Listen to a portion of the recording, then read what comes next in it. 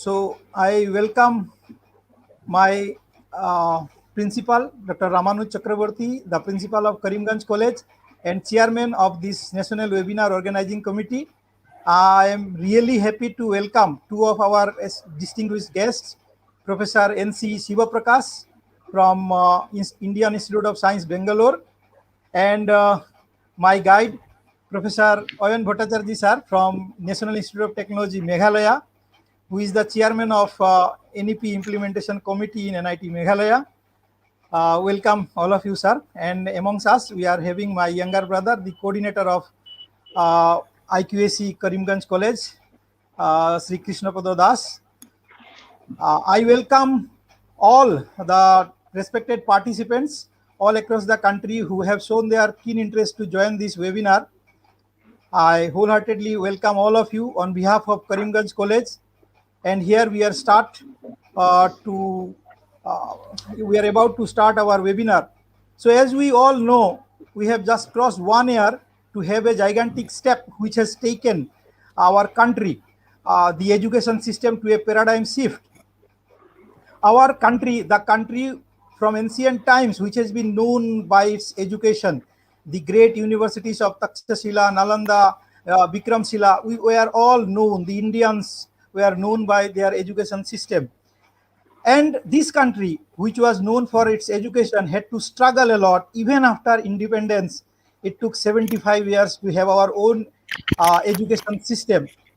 So we are fortunate that in our lifetime we have been, able to see the launching of national education policy, thanks to our present administration, thanks to our great Prime Minister Narendra Modi ji and his team. So here we are. In the last day, we had one webinar on NEP and completion of 1 year of NEP. Today, we have seen it is the people say that in modern time, the pen and paper, the slate and pencil of modern time is technology, and the NEP, which has been drafted, which has been the policy has been made to meet the needs of 2030, the time ahead. So we all, the demographic dividend that our great country India has, how we are going to utilize this, how we are going to become Vishwaguru once again in the world scenario. And for that, the Indian policy for Indian people has been made with a great lot of, scientific people involved behind that. And we are fortunate here to start the second webinar organized by the IQAC of Karimganj College. So straightway, I take the pleasure of inviting the principal of our college, Dr. Ramanu Chakraborty sir, to say few words to start the seminar. Sir, please.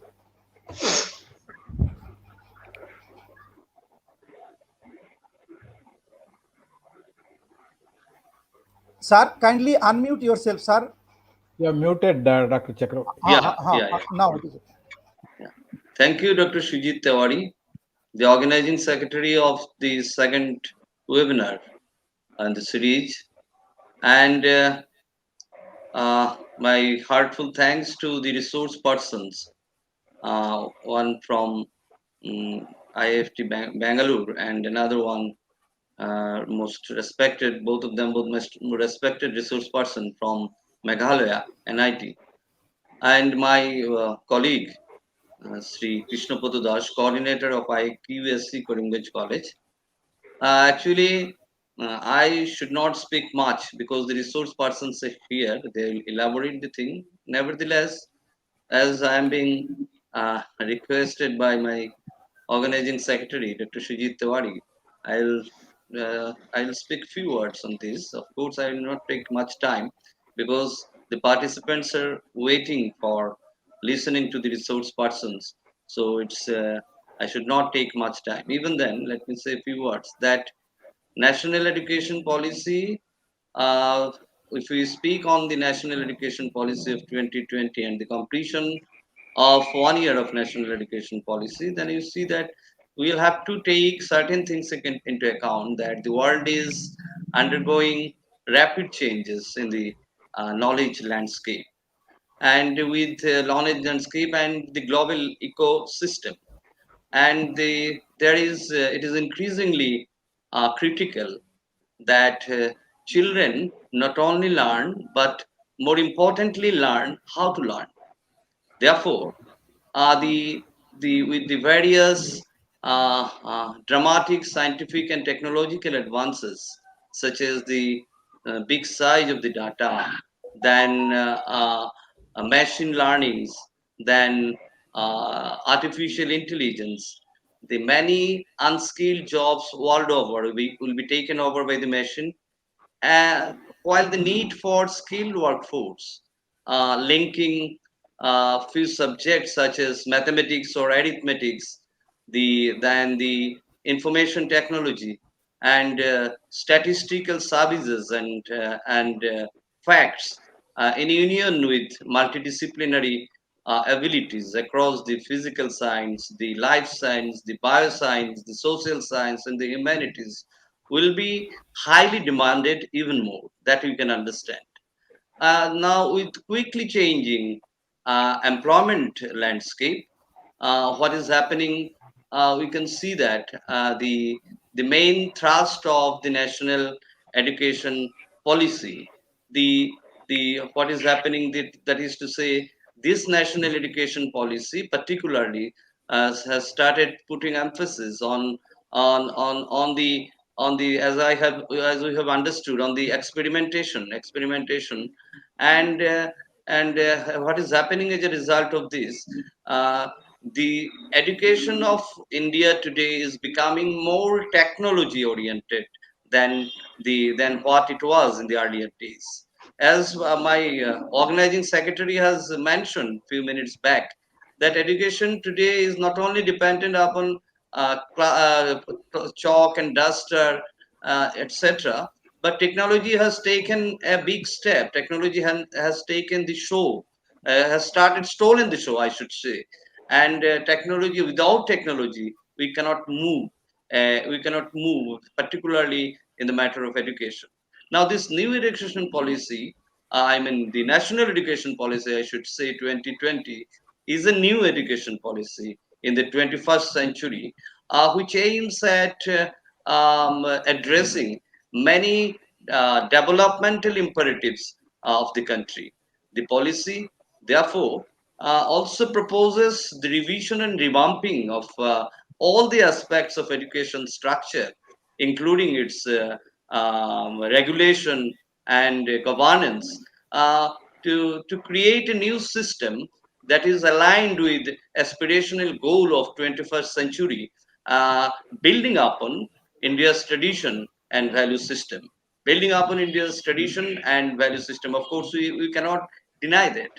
But even then, we need to speak something or few words about the latest development that has taken place in the field of education through the technology, is the national digital education architecture, national education technology forum.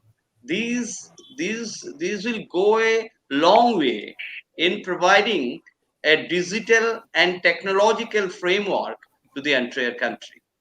Number two, the today yesterday, our one of our experts has rightly mentioned that the academic bank of credit, which is new of its, it is totally new in the education sector of the country. It is meant to it is meant to digitally store the credits earned by a student from different higher education institution over a period of time.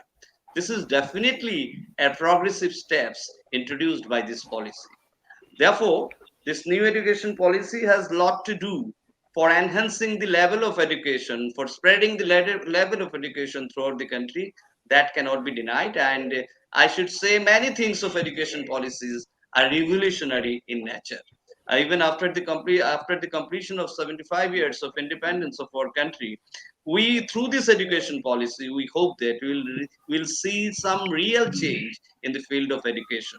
Because this one other thing I should mention, that the Digital India campaign is nothing but, so far I understood that it is nothing but a attempt on the part of the policymakers to make India digitally empowered and to create a knowledge economy.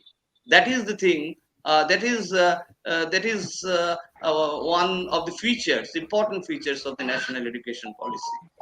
But another thing we should mention that the human content of the education can never be overlooked and ignored. Technology, it's all right. Technology is indispensable nowadays for enhancing education and spreading the education throughout the country. But technology can simply be a tool for amplify and intensive for amplifying and intensifying the learning experiences. Therefore, we cannot, and this education policy, I don't say that this education policy has ignored the uh, human content or human element that is there. But what I want to say is this: there has to be a unification of technology with the human resource, and that the human resource and human element is most important part of education policy. Technology itself cannot enhance the level of education. I think I should not speak more. Resource persons are there; they are eminent resource persons. So I should I should invite. I mean, organizer will invite them to elaborate on this topic of the national education policy. So my what I have understood about the national education policy, I've tried to place before the audience and the learned resource persons. I'm sure they will rise to the expectation of the participants. And I take this opportunity to welcome the renowned resource persons of today, who will be placing everything about the technology and its use, and what is there in the education policy regarding technology. They'll be explaining everything before the participants, and we will be able to be enriched. With these few words, I conclude. Thank you very much. Thank you, sir, for your remarks. Now, straightway, I request the coordinator of IQAC, Krishnapada Das, to say a few words, and I request him to be very brief to complete within 2 minutes. Krishna, please. Okay, okay, Organizing Secretary, Dr. Sujit Tewari sir. Namaskar to all. Very good evening to all of you. Honorable Principal, Karimganj College, and also the Chairman of National Webinar Organizing Committee, Dr. Ramanand Chakraborty sir. Distinguished speakers for today's program, Professor N.C. Shivaprakash and Professor Ayon Bhattacharjee, Organizing Secretary Dr. Sujit Tewari, Organizing Committee members, my dear colleagues and participants. IQAC Karimganj College is organizing a series of 5 webinars on the occasion of the completion of 1 year of National Education Policy 2020. Yesterday, that is on 12th August 2021, we organized the first webinar titled Completion of 1 Year of National Education Policy 2020. Today, we are organizing the second webinar. The title of today's webinar is Use of Technology in Education with reference to NEP 2020. I, Sri Krishna Godaj, on behalf of IQAC Karimganj College, welcome you all in today's national webinar. I heartily welcome our distinguished speakers, Professor N.C. Shivaprakash from IISc Bangalore and Professor Ayon Bhattacharjee from NIT Meghalaya. Respected speakers, your expertise and sharing of ideas will surely strengthen the endeavor to realize the goal of NEP 2020. Lastly, I would like to welcome all our participants who have joined us through YouTube channel. So with this our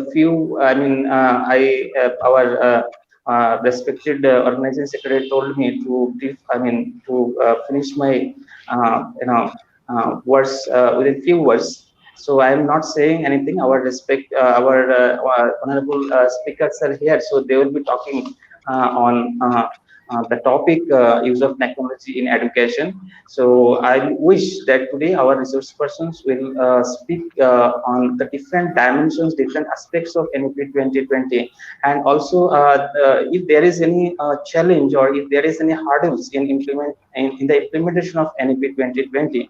So I'll be hoping that there will be focusing on this issue also. So with these few words, I conclude here. So thank you, Sujit Tewari, sir. Thank you so much, Krishnapada Das, the coordinator of our internal quality assurance cell, for sticking to the time as well.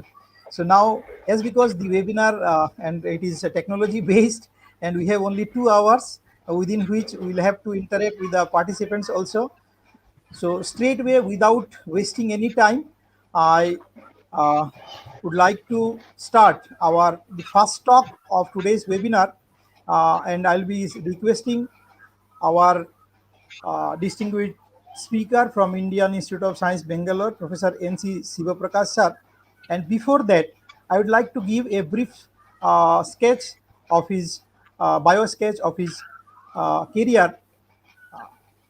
Professor N.C. Shivaprakash sir is from the Department of Instrumentation, Indian Institute of Science, Bangalore. His field of interest are electronic instrumentation, analytical instrumentation, embedded systems, and development of high pressure DTA and its applications, cryocooler based cryosorption pumps, conducting polymers, OLEDs. He was born on 4th of June 1955. He took his bachelor's and master's degree in 1976, the year I was born, and master's in 1978 from Mysore University. He passed his master's examination with first rank and got 5 gold medals. He got his PhD degree in 1982 from Mysore University. He is a recipient of Young Scientist Award in 1983 of the Karnataka Association of Advancement of Science. Over the last 42 years of research career, he contributed substantially by publishing and presenting over 170 research papers in reputed international and national journals and conferences. He has completed many R&D and consultancy projects funded by DRDO, ISRO, DST, UGC, and CSIR. He has delivered many keynote and invited talks at the international and national conferences. He is a fellow and member of several professional bodies, including senior membership of IEEE USA, fellow of Instrumentation and Electronics Telecommunication Engineers, fellow of Institution of Engineering and Technology, fellow of Instrument Society of India. He is a referee reviewer of many international and national scientific journals, member of Joint Review Mission of World Bank TechCube project, mentor and performance auditor of TechCube, that is Technical Education Quality Improvement Program, funded institutions. Currently, he serves as chairman and expert member in the committees of MHRD, AICTE, NBA, NAC, and UGC, New Delhi. He is a member of selection committee of many NITs and universities. He has been serving as a chairman member of governing councils, senate, and academic council of institutions and reputed institutions and universities. So this is a brief sketch. We are really, really grateful to have you, sir, amongst us. And today, sir will be talking on the topic NEP 2020 and the challenges. So I request sir to please start his lecture. Sir, please. Yeah, what time? You just tell me how much time. So you have to slice in 2 hours. 20 minutes gone. You are left with 20 only 100 minutes. minutes. That's why, sir. Actually, we had scheduled 45 minutes for each of the Okay. speakers. Thanks. So, Thanks. okay, Okay. sir. Thank you, sir. Shall I share my screen, please? Yes, sir. Yes, sir. Yes. Yeah, some of you should say that is it visible? Yeah. No, no, sir. Not yet, sir. Yeah, it's not yet visible. I'm far away from Karimganj.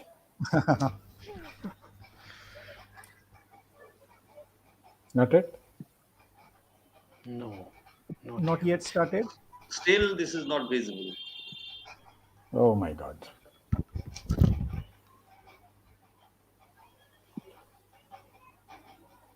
What is the problem? Junior Bhattacharjee? Sir, kindly should- share the screen. Share the screen, sir. Last time it had come.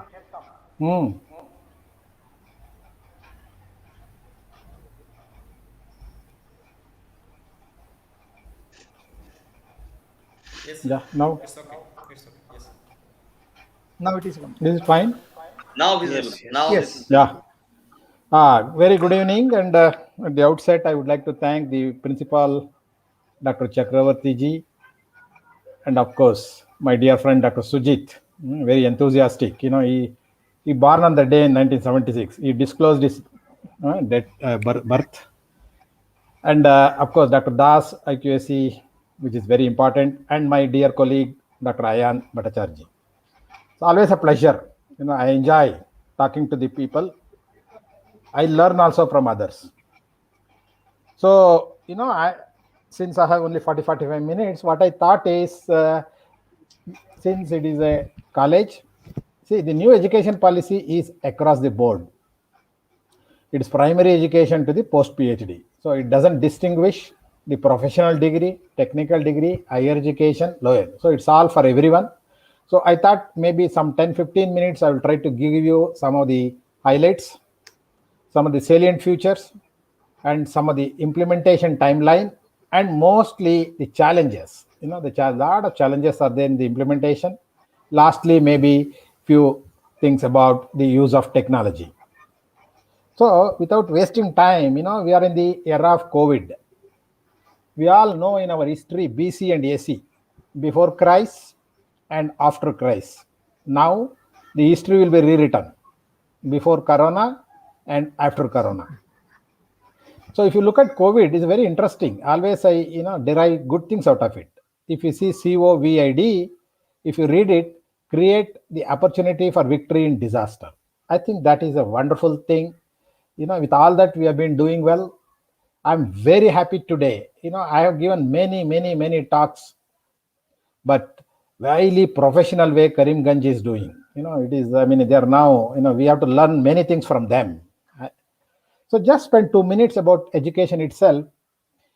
If you look at, the principal Saab said about, even Dr. Sujit said, we had international students at Nalanda, Takshashila, and so on. So therefore, Gurukul is known for that. And, internationalization in India is not new.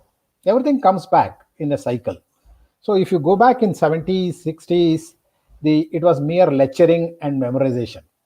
This is what we call it as, like our 1G, 2G, 3G technology we talk in mobile. If you divide them in education also into that 1.0, 2.0 version, 1.0 is all about lecturing and memorization. So quickly we realized that is of no use. Luckily, internet came into being in 1990, so that lot of things were available to us, open source. So this forms the education 2.0. But again, it is not good enough. Education should lead to knowledge. So therefore, knowledge producing education is what all we envisaged in education 3.0. But today, the knowledge alone will not take us anywhere. In addition to knowledge, as our principal was saying, we need skills, be it a science or engineering, art, science, liberal art, medical, whatever the field, skill is important. Without skill, it is almost impossible. So therefore, the present education demands not only knowledge, skill, but also attitude. That is very important. So therefore, this word KSA, I think everybody should remember. Knowledge, skill, and attitude, that is where we are in. We call this as innovation in producing education. So we have to be innovative in learning, in teaching. A teacher is a learner. So of course, this is pertaining to the industry, but I just want to bring an analogy where, industry 1.0, way back in 18th century, we used to make only small machines, which are either powered by water or steam, very small primitive ones. And later during World War, the revolution of the industry took place. So there you started seeing mass production, even railway engines on the track. But the whole electronics and information technology has transformed the whole thing. Everything has become autonomous. Perhaps you don't have to go to railway station to book a ticket. You don't have to go to bank to draw the money if you have ATM and then, the station. So that is where we moved, but we have bypassed all this. Today, we talk about cyber physical system. Everything, IoT, you must have heard, Internet of Things. Everything, we can communicate, everything, data can be put in the cyber. It's in the cloud. So therefore, this is what a demand of industry 4.0 is. See, I want to say that industry doesn't need only engineers, it needs even scientists. Because I always fond of giving an example, car will not come onto the road without understanding the science and engineering, then technology. So therefore, the basic fundamental things, thermodynamics, braking system, air conditioning, all will be understood by the physicist.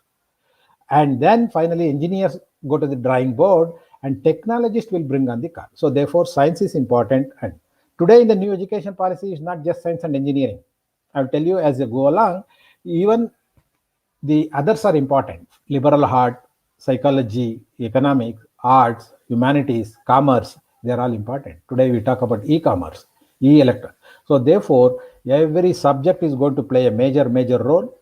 So just to mention, our great man, we three physicists are there. Myself, Ayon, Bhattacharjee, Sujit, and myself, we are all physicists by birth. So therefore, our great man, SRCV Raman, was the first Nobel laureate, physics Nobel laureate in Asia in 1930. In 60s, he used to tell about the quality of education. I quote, "The students of today are being taught by teachers of yesterday with the curriculum which is day before yesterday."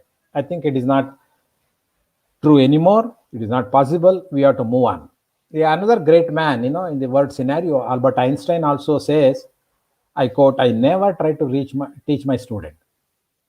I only try to create an environment where they can learn." I think now the new education policy, where we have to create that self-learning, the whole concept of pedagogy is going to change in the new education policy, right? Even from the primary education, So therefore, the first, teacher telling is gone now is education 1.0. Now a good teacher should explain in the next level, and a perfect teacher demonstrates, and a gifted teacher inspires, a modern teacher facilitates.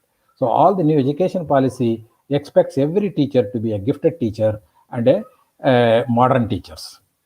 So the education should, as all of you know, provide four important things: knowledge, know-how, wisdom, and character. These are all the four ingredients that we should. So there is a huge paradigm shift. You must have seen the written exam. Thanks to COVID, good thing is, I won't say good or bad. It's a mixed reaction. But though written exams are slowly going to coursework, tutor-led assessment. The tutor is a teacher. Teacher-led assessments are all becoming student-led assessment, student-centric now. Implicit is becoming explicit. Competitions are all becoming collaborations. Product design, assessments are all broader with becoming a process assessment. Objectives are becoming narrower, like outcomes. Content is becoming competencies, and so on. This is the paradigm shift for which we all have to get prepared, because our students should be problem solving, be it in any walks of life. They have to have a critical thinking. They have to have a creativity. They should manage with the people. They should have emotional intelligence, and also they should have cognitive flexibility. Now today they cannot stick to like us. I'm in the one institute for 40 years, so no more the days. Every 5 years they may change their job. You have to get adapted to. So therefore, Future India is great. We started long ago with a Made in India. Products were made, labeled, and sold locally. But we went ahead to a Make in India, where new foreign investment for Indian market. We manufacture, we sell it, we make profit, and investor will get their profit. So this requires what we call it as a digital India. So therefore, as the Dr. The principal have said, now the governance is on demand. Every citizen is empowered with digital thing. Just to give 1 minute a brief highlight, India is a vast country. 35 crores of students are studying from LKG or Montessori to post PhD. About 1.1 crore teachers are there, many universities, and so on. Now the whole system has been changed to 5 plus 3 plus 3 plus 4. Future, they don't want many exams. See, the assessment should be formative. Continuously, you should evaluate the student and then see whether they have learnt or not. There's no point in testing them at the end for 3 hours and then fail them. So therefore, mother tongue people feel strongly that is a media through which it can be implemented. Regional language, one of them. So I will talk about this multiple entry mode.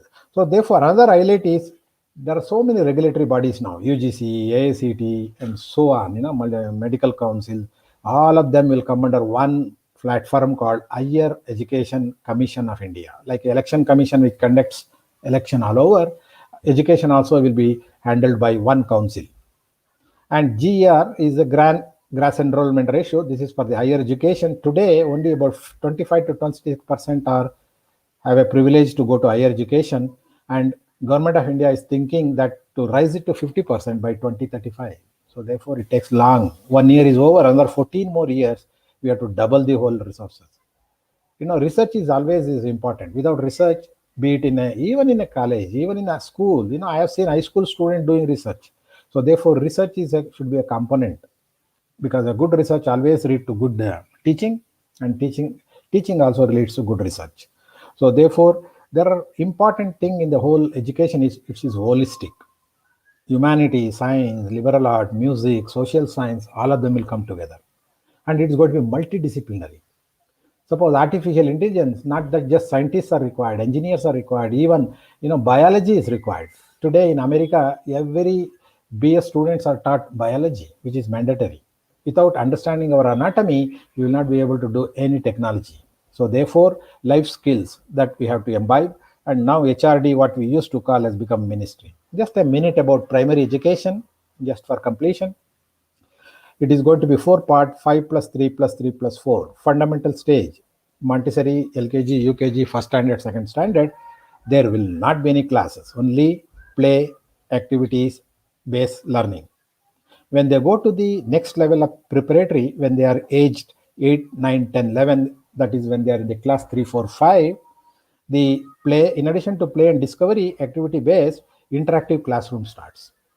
And the third stage, even experiential learning in science, mathematics will be introduced. And you can look at it in the fourth stage, where they are in the 9th standard, 10th and 11th and 12th, 4 years, multidisciplinary, critical thinking, flexibility, student choice. This all we talk in higher education today, but the new education policy wants this thing also to go to the primary education. Having said some of the highlights, let me just in another couple of minutes quickly, without going to the details, some of the objectives. What is the objective of the new education policy? One is self-reliant. Make in India, Skill India, Startup India, whatever I spoke, Atma Nirbhar India is all possible because of the digitization, and also thanks to COVID. Because nobody can help anybody. Everybody is in distress in the whole world. So we have to be self-reliant. The second one is sustainability. United Nations said there are 17 sustainable development goals. Even in India, we have 39 skill council. I'm a member of one of the council called IESC. Infrastructure equipment like JCB, masoners and all that, there is a skill council. So skill-based education is going to be the order. As our principals have said, this education is an economy booster. Any progress of the country is measured through education. No more muscle power, money power, it's a knowledge power. So knowledge economy is what we talk in future. Even Government of India wants to raise the current GDP of 3%, which is being used, to 6%. Of course, that itself is not adequate. So they are going to supplement with the corporate social responsibility, because 2% of the profit every company also should give it towards education in future. So therefore, entrepreneurship is going to be the order of the day. The fourth important highlight is internationalization. As I was mentioning, Nalanda, Dr. Sujit was saying, so they are all coming back. We like to have foreign student here, and then our students should go. A bidirectional credit transfer should take place, and they are contemplating about 100 universities to come. The next important objective is digitization. Digitize, the teaching, online exam, online pedagogy, has already been said. A teacher cannot be replaced. Teacher is a teacher. It can only supplement. It can complement. So therefore, it is called blended. So without a teacher, technology cannot teach everything.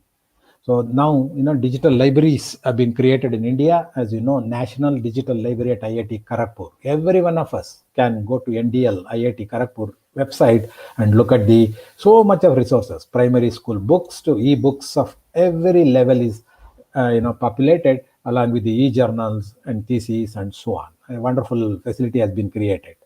So therefore, the next one is accreditation. As all of you understand, it's very important. This is the one which benchmarks the quality of education. So therefore, what new education policy wants is there are 40,000 colleges in the country like yours. So how do we synergize? How do you bring them together? How do you make them, because country like India, we have a system called affiliation. 100 colleges will be there with one university. But in next 15, 20 years, affiliation should go. Like-minded colleges should come together, make a cluster university, standalone institutions where they should be able to have their own governing body and start giving the degree. Very tough. Let me talk about that little later. But at the same time, this is what the ambitious plan of the new education policy. So to do all this, we need teachers. And teachers have to be made technology savvy. So therefore, India is a big country. There are about 720 districts in the country. They want to create in each district a training center, especially on the digital technology, because the way we have been teaching is going to completely change. So the rote learning, routine learning, what we have been doing now will all become, outcome-based education, student-centric, whatever you call it. So the third part, let me spend some 3-4 minutes, implementation timeline. This is the third new education policy in series. First one was in 1966, Kothari Committee, later in 1986. 86, it took 6 years to implement, but whereas in the third new education policy in the last 75 years, this has already spent 1 year, and now the work has started. Some IITs have started implementing NIT. So therefore, what they are trying to do is institution wise, we cannot wait for everything to be over and then start. That is not this, is a parallel processing, what we call in engineering terminology. You have to do things at primary level, high school level, college level, university level, and so on. One of the important thing is academic credit. A student can acquire, let's say, 120 and then get a BSc, BCom, BA, whatever. So therefore, they don't force that. Someone moves from, let us say, Karimganj to Shillong, he can carry. So these are all not there in Indian scenario. If you go to America, a student can carry his credit from one university to another. So they want to. This is not possible to do in India straight away. So what is being contemplated is IITs and NITs and IISC, they will be doing that in a first phase. Then it goes to autonomous. Then it will go to the third level. Multiple entry, multiple exit. The new education policy for higher education is very simple. Even if you take BSc, is going to be 4 years. What they are thinking is BTech or BSc or any other degree, they want to integrate 5 years. 4 years of bachelor and 1 year of master. Now today BSc 3 years plus master 2 years. So therefore we have to spend 5 years. They will cut down 1 year. So therefore the idea is to make 5. And also introduce the concept of multiple entry and multiple exit. So what it means is someone leaves at the end of first year, then he is going away without anything today. But what is important is they should get something. So therefore, if someone leaves at the first year, he should get certificate. Someone leaves at the second year, he should get the diploma. Third year, he should get BSc. Fourth year, he should get the multi-disciplinary subject thing. And fifth year, he should get master. So therefore, whole country possibly going towards 4 years degree program. BA, BSc, BCom, BTech, whatever you call it, where there is an exit policy that they are introducing. So this is what the multiple entry. Someone who, sorry, I'm very, very sorry. Just give me a second. So therefore, this is what is, this requires a complete revamp, the complete curriculum. So therefore, the whole curriculum has to be reformed. So that the work has already started, right from primary to this. There's a national curriculum framework. And vocational education which is not very, very popular in our country. So therefore, the future is going to be 50% at least of a learner should go through vocational course, which is very, very prominent in the Germany and other European countries. So the B.Ed we have right now, B.Ed, M.Ed for the teachers of high school and college, how to make them for even others they are trying to reform. And by 10 years from now, we need to have higher education institutions, multidisciplinary. IIT cannot remain as NIT. NIT cannot remain as only engineering and science. They have to bring in humanities, they have to bring liberal art, they have to bring in various, other things. So that is going to happen where in 20 years from now, the whole highest quality of education is what is being contemplated. Okay, so now the timeline is about 20 years. So therefore, the policy in total can get implemented provided everybody cooperates in another 20 years, even beyond. So now I come to the most important challenges. Of course, challenges is affiliated college should go in 10, 15 years, I said. So therefore, the problem is how do we remove the affiliation? Not easy. You have to accredit it. So accreditation is a big process. And then once they get accredited, they have to become autonomous, then their own governing body. So this is a big challenge. And India is facing a shortage of faculty, trained faculty, that too in technology. The third, as I said, is curriculum development. The whole critical thinking, multidisciplinary, all these concepts, if you have to bring in, the whole thing has to revamp. This will lead to quality. So again, another big problem is GER 50%. How do we reach? You have to increase 50%, whatever 25% to 50, you have to double the physical infrastructure. Networking bandwidth has to be doubled. And country like ours, we have private versus public. How do we synergize? Urban versus rural. That's a divide. That is also there. So the future is going to be, you have to identify the fast learner, slow learner. And this new education policy also talks about equity, inclusion, and all that, which is very typical to Indian scenario. So fee structure is a very, very big, international schools will come, they cannot charge as they like. So all these things, who is going to do? ABC, as our principal was saying, academic bank credit transfer, very big challenge. So therefore, they are thinking of a mentor, national mentors. They will create superannuated faculty so that each 2-3 colleges they can mentor and see that new education policy is implemented. Some platforms which our principal also mentioned, any national education technology forums, national research foundations, they're all going to be. So the whole thing will be run by what we call Higher Education Council of India.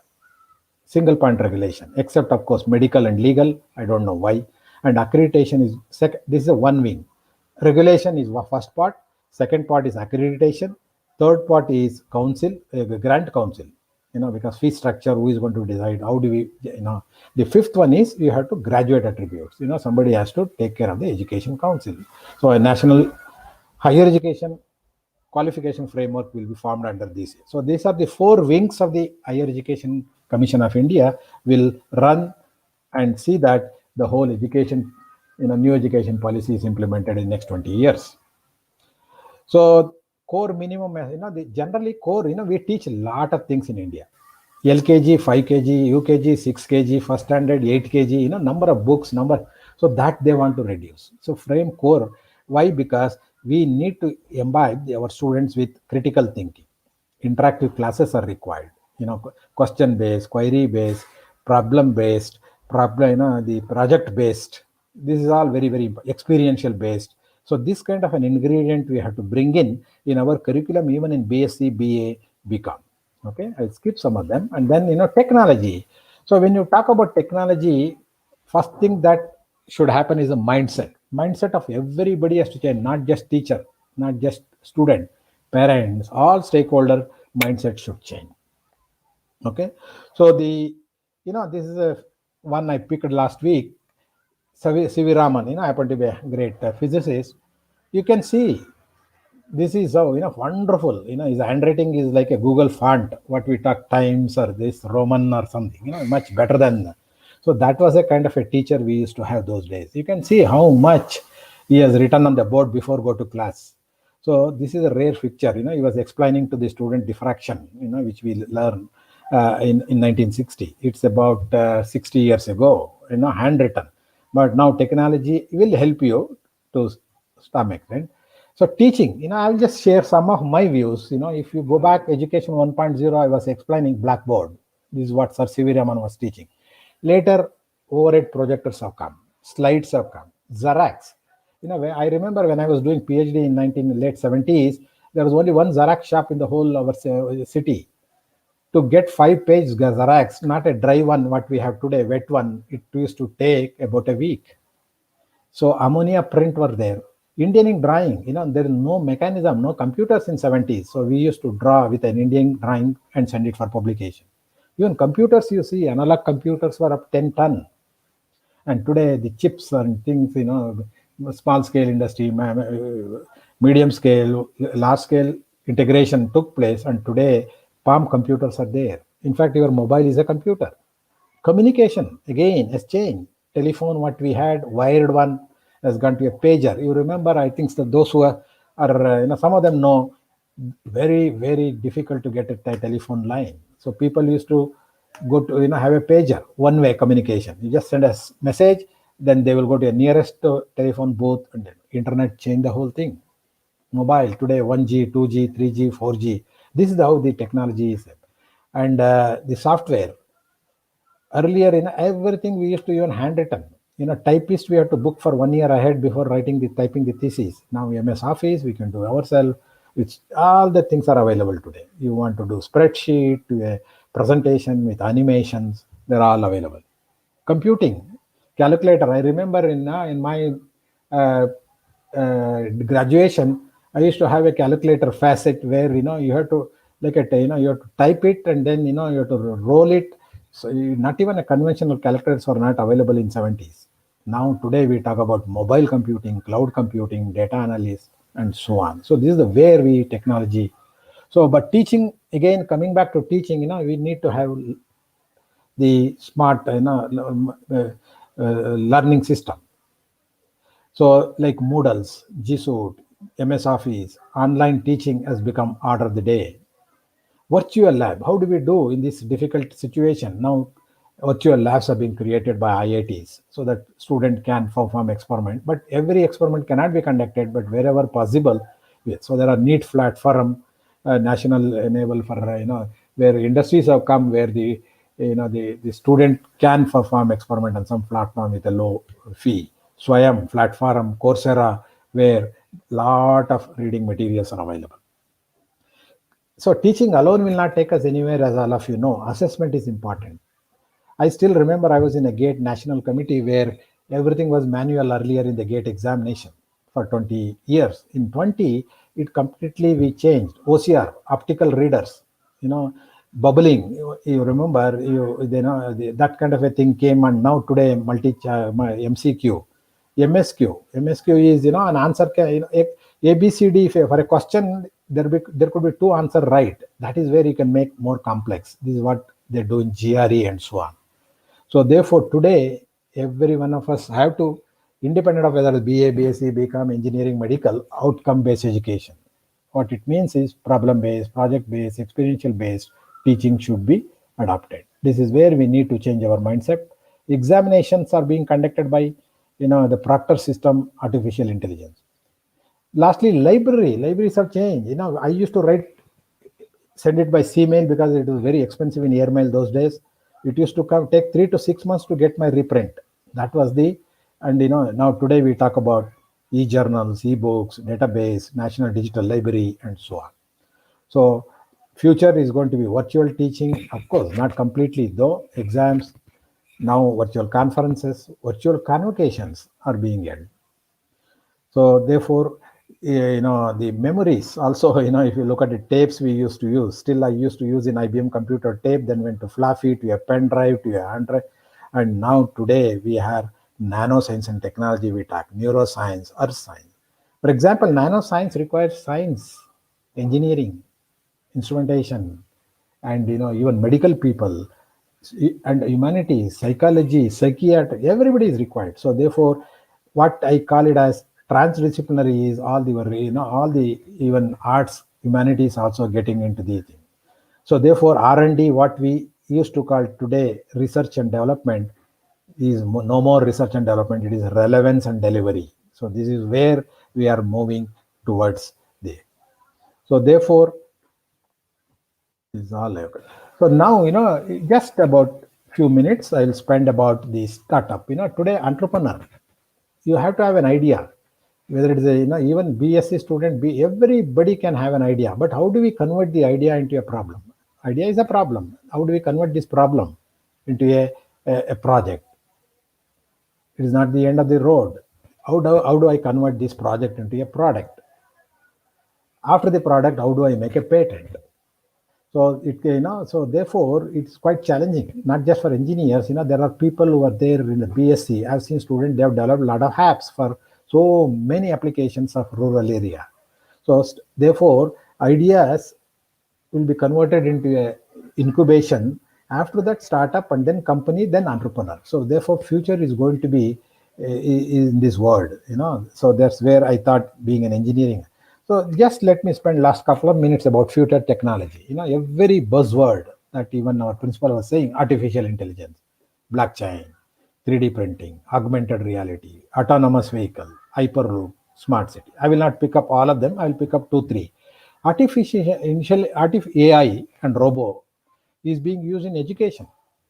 If you want to distinguish between a slow learner, fast learner, AI will help you. And if you want to conduct the exam with a proctor system, AI will help you. Medical, AI is helping in diagnosis. AI is helping in even in the treatment today. Surgeries are being done with a robot. And the second one, let me pick up one more: autonomous vehicle. Today, we have so many vehicles on the road, but few, and petrol bunk, petrol has already crossed 100 rupees. We cannot afford any more. So future is going to be electric vehicle.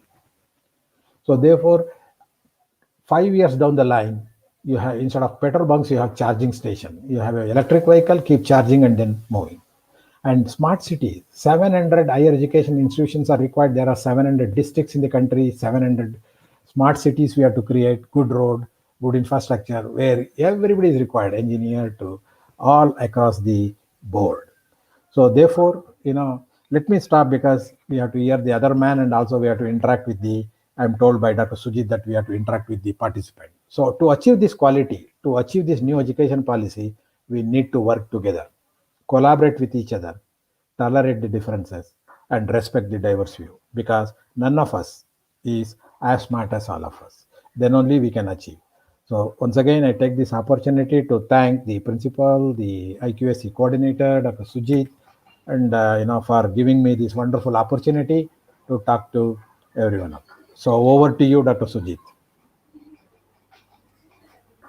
Thank you so much, sir, uh, for enlightening us with this deliberation, and which covered all parts, from starting from NEP to the challenges and how to meet with the challenges.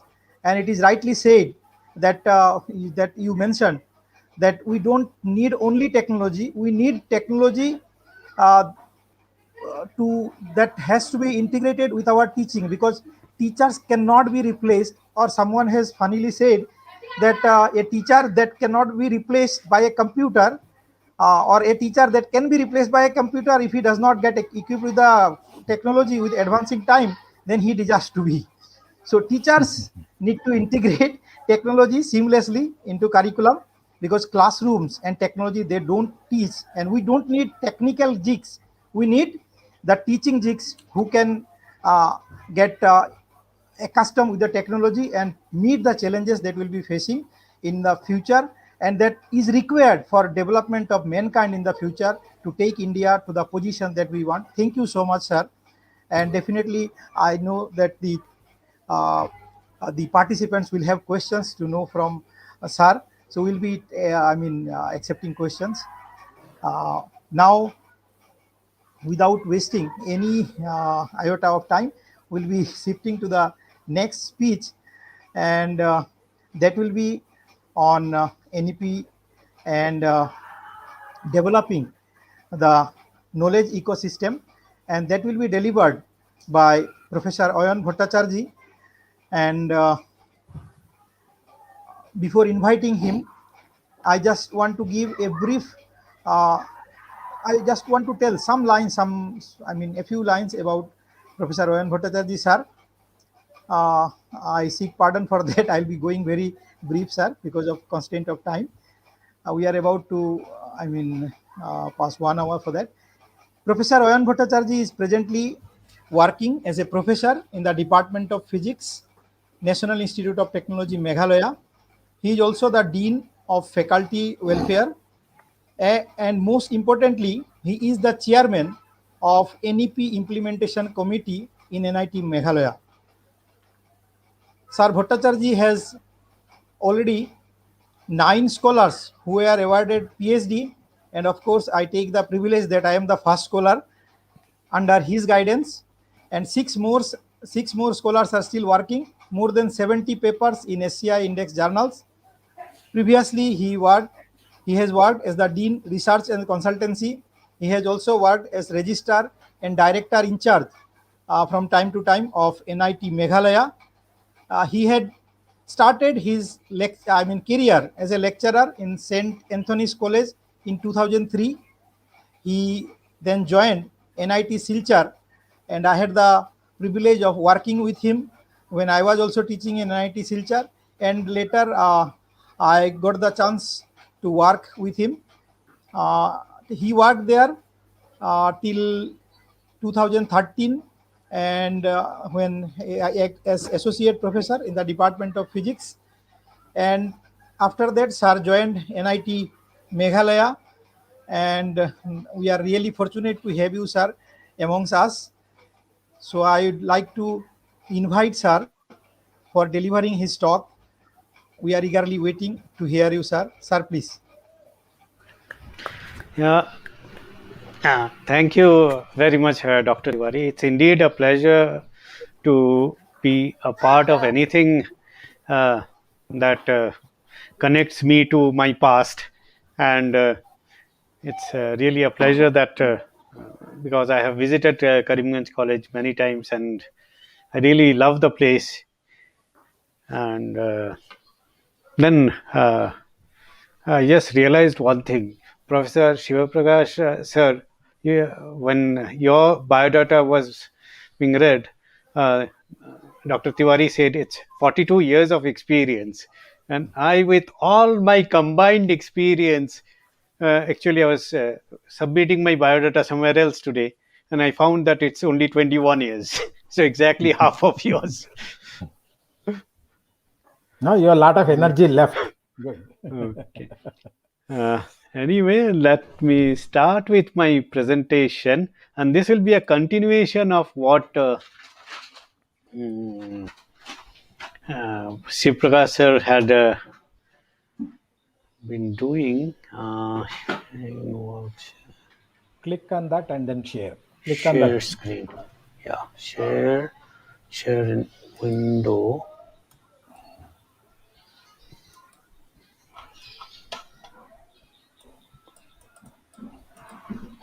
Is it visible? No, you have to click on that. No, you go to share. You come out. Yeah, there you are. Yes. Okay. Visible now. Visible now, na? Okay. Yes. Yeah. So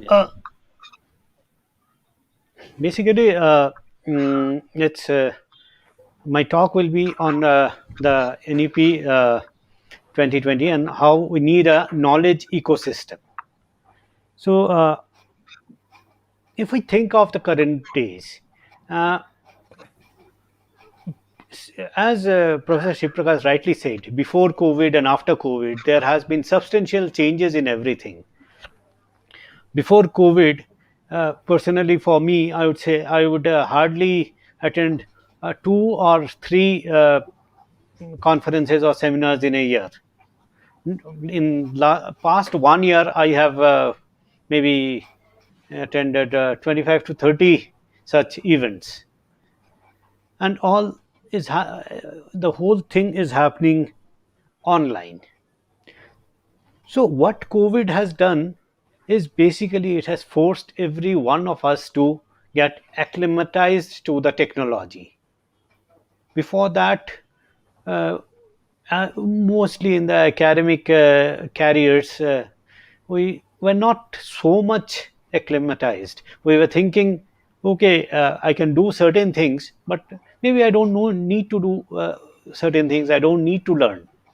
But this forceful change, I think this can be treated as the beginning of the 21st century, because it has led to such drastic changes. When 2001 started, we were thinking of the Y2K challenge, but this 2020 challenge brought by COVID, this has really changed the scenario of a lot of things. And with that in mind, I move ahead with this presentation. So, sir has already, uh, sir, am I audible clearly? I'm getting some Yes, yes, feedback yes, actually. yes. Uh-huh. Yeah, Yeah, yeah. Go ahead, go ahead. Okay. Uh, Yes, sir. some Yes. So these are the key changes if we see. So, like, there is a consolidation of the and restructuring of the institutions. The entire degree programs get restructured. The policy talks of more of autonomy to faculty as well as the institution. There's more emphasis on research and governance of the institutes of higher learning, and that light but tight regulation. So, with keeping all that in mind, change that is happening along with this policy, uh, we have to make ourselves adaptable to those changes. Okay. Now, think just before this talk, Dr. Tewari was telling me that Karimganj College is the oldest science college in the entire area. It was established in 1946. Now, what happens in the next 15 years? 2035, you will be in the 90th year of your existence.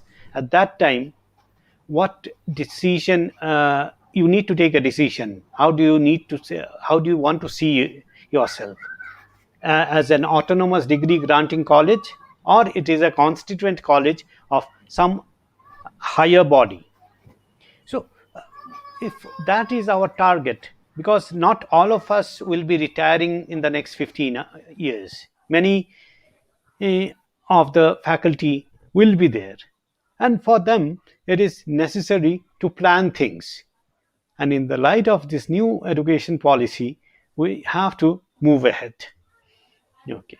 So, these are some of the highlights. Okay. So, when the college gets restructured, the transition from college to university is not very rigid, but the college needs to be multidisciplinary. The colleges need a minimum of 3,000 students. I have already found that you have 3,500 students, but why only 3,500? Maybe in the next 10 to 12 years, you need to increase it to maybe 10,000, 15,000 students, so that you can claim to be an university. And that is the time period of transformation. Okay. And it is thought that the early adopters will reap their benefits. Okay, it's basically a repetition. Okay, I'm skipping a few slides, and I'll go to the technology. Okay, but before we go to there, there are certain steps in autonomy that this policy will is offering us, and that is in terms of the benchmarks in academic and curricular matters, teaching, learning and assessment, governance reforms, financial robustness, and administrative efficiency. Now, all these processes that will come under the gambit of technology intervention. Every process would involve technology. Now, first time when I went through the policy document last year, I thought, how can it be possible? It is like we have this huge population, 35 crores of students in different institutions. And how do I get the data? Is that possible? And at that time, it looked very, very impossible. But as I have been associated with this, and I got a much clearer picture later on. Okay, so I'll come to that. Okay, so if I look at the academics again, uh, the degree programs shall be holistic, multidisciplinary, and high quality. Flexibility should be there in curriculum, and there will be novel, engaging curriculum options. There can be rigorous specializations of subject or subjects, and pedagogical methods will be there for increased emphasis on communication, discussion, debate, research, multidisciplinary thinking, and interdisciplinary thinking. Now, right now, if we think of our present scenario, these are exactly the things we lack. Communication, it's more or less one way. The teacher either teaches or gives the notes. The two students jots down the notes, hardly reacts. Discussion or debate, more or less non-existent. uh, Research, okay, it's going on, but we need to augment it further. And multidisciplinary thinking and interdisciplinary thinking, these two things are actually still not happening to the extent that is desirable today. We cannot think beyond certain. We think that physics can collaborate with maybe chemistry or maths, but physics collaborating with fine arts, or say electrical engineering collaborating with say medical science, these things are not really happening in India, though we know that the technology that we have today, it is across all domains. So these are the challenges, and that needs to be overcome. So for that, uh, if we look at the academics, so inclusion of credits from ODL, credit from value-based courses, internship, research and industry, and vocational education. Now, this value-based things again are brought forward because it is, if you look at the worst kind of people that we have, the terrorists and all, they are highly educated, and most of them, including Osama bin Laden, is from a technological background. That's because when people go to a technological stream, they are not taught anything about the, uh, or very little about the humanities, and that is why it makes monsters and Frankenstein's out of this technological people. Okay.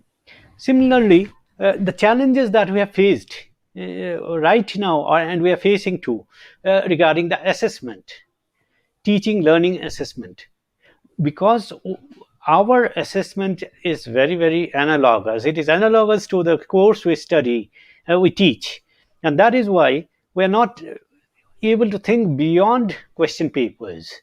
So what has happened, as soon as the challenge of this pandemic happened, uh, we realized that the assessment has gone wrong in most of the cases, and these are the things that are being thought of.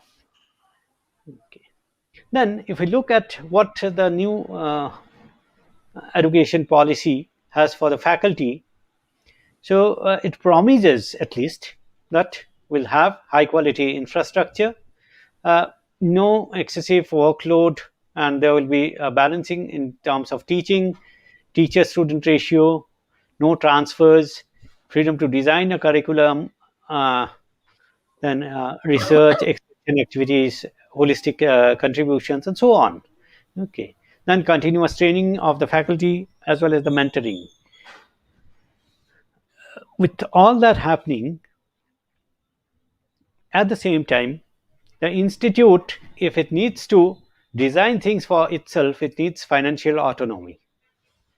Many of our institutions totally lack that.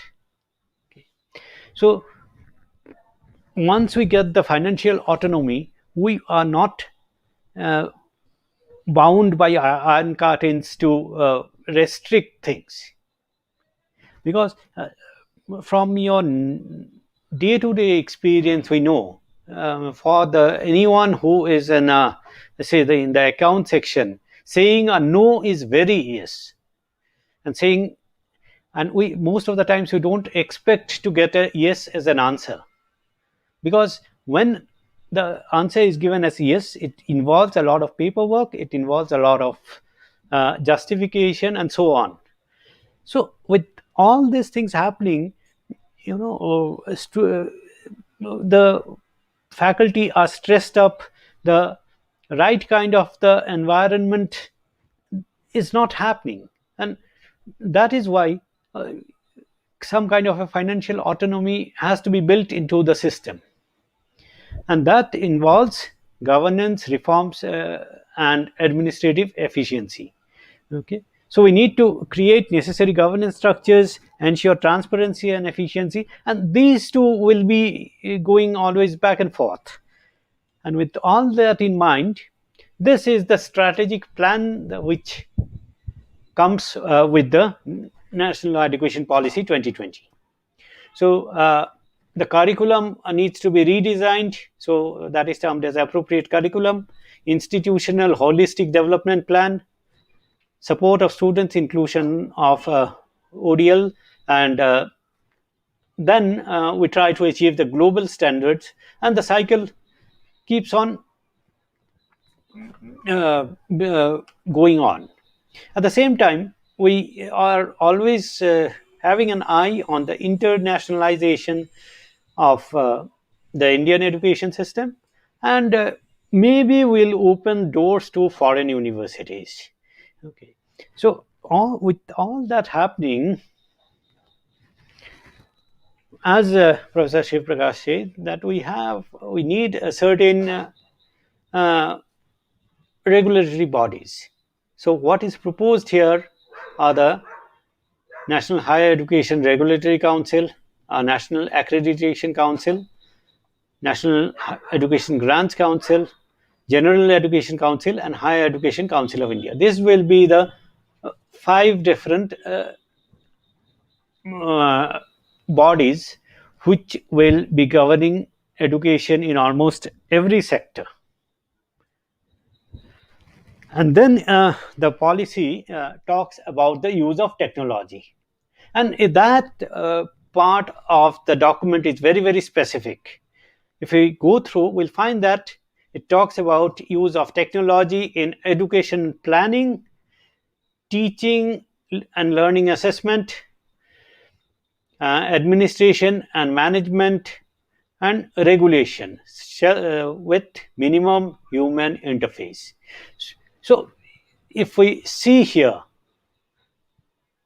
all the points that are given here: increasing access for disadvantaged groups, e-content in regional languages, Divyang friendly education software, virtual labs, then National Educational Technology Forum, and digitally equipping schools, teachers, and students. There's a misconception that technology will do away with students, the teachers. That is not the reality. The reality is teachers will be in the center of things.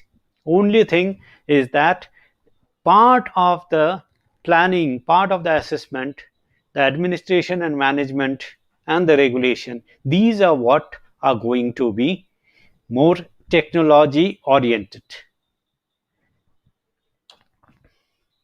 Now, again, let's get back to these pandemic times.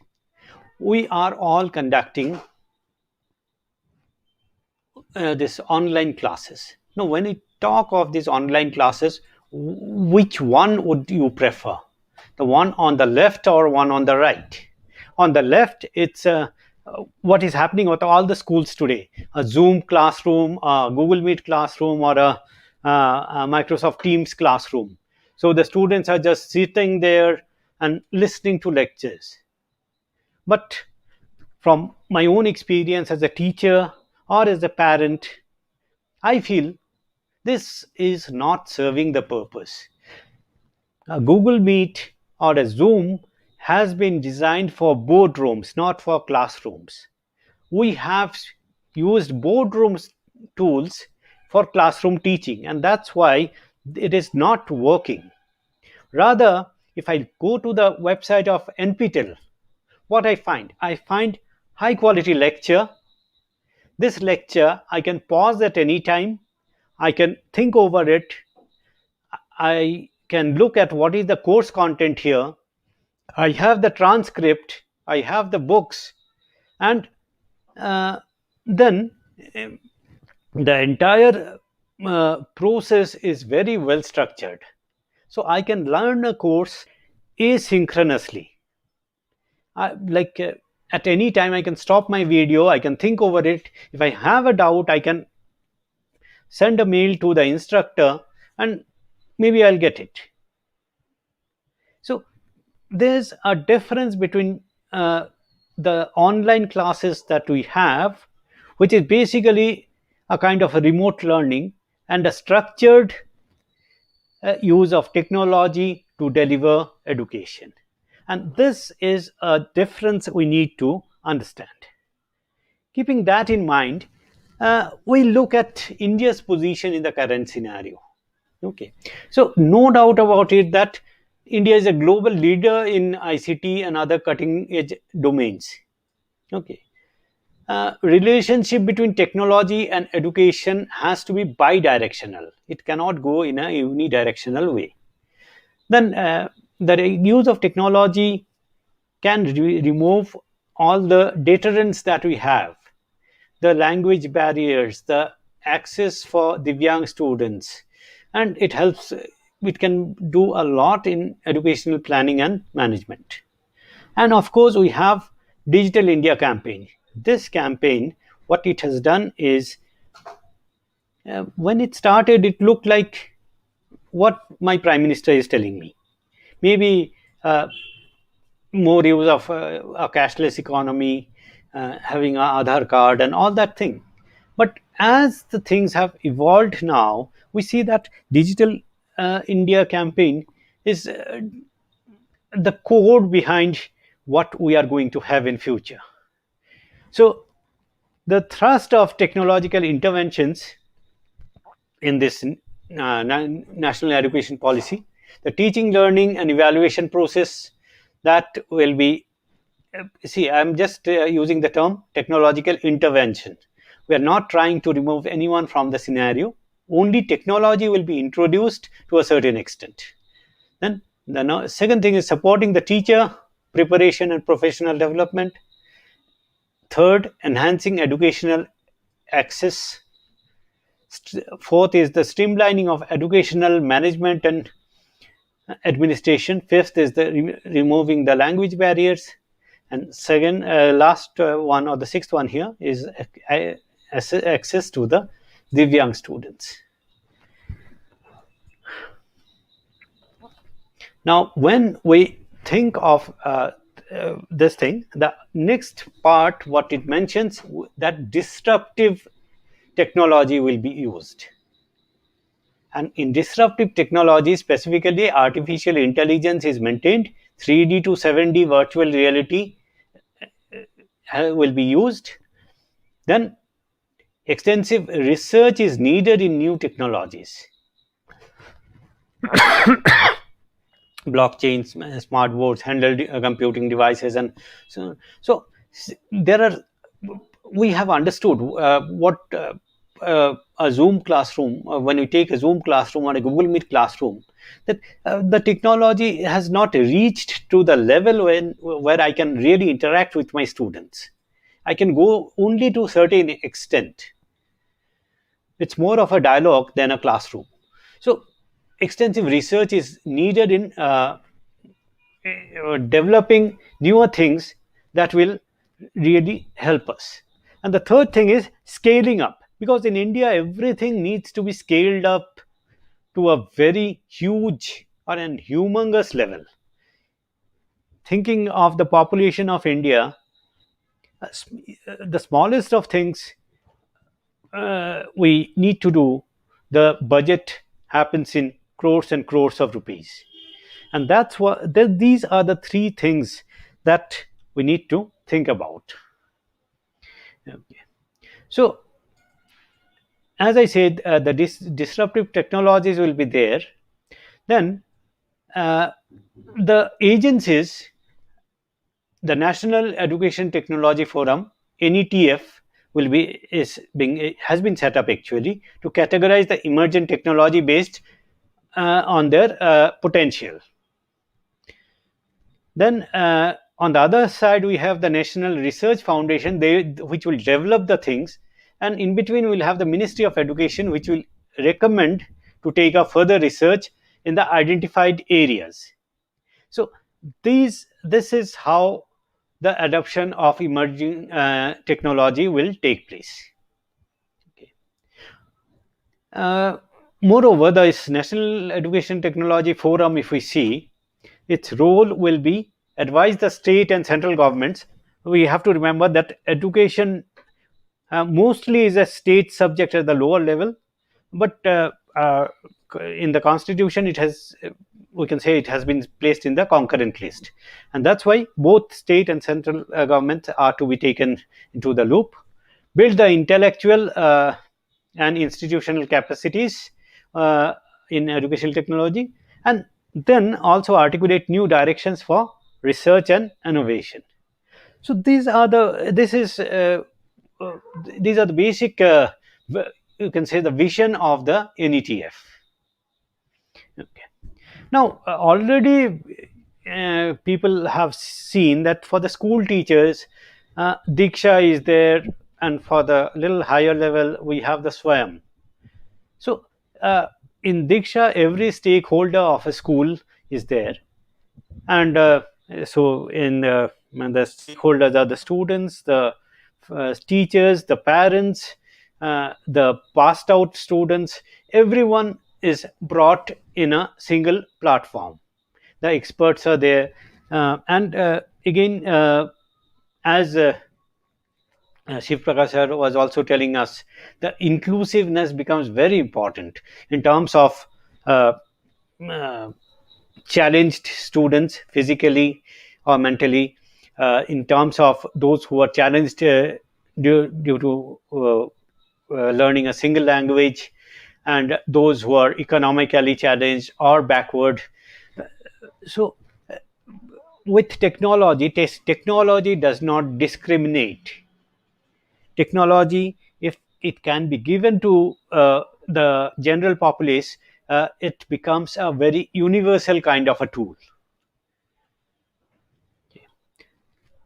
Moving over, after the NETF, we have the National Research Foundation, and National Research Foundation, again, if you look, it is working at advancing core artificial intelligence research, advancing international efforts to address global challenges, healthcare, agriculture, climate change. All these are, I need not say more about this, and developing and deploying application based research. Okay.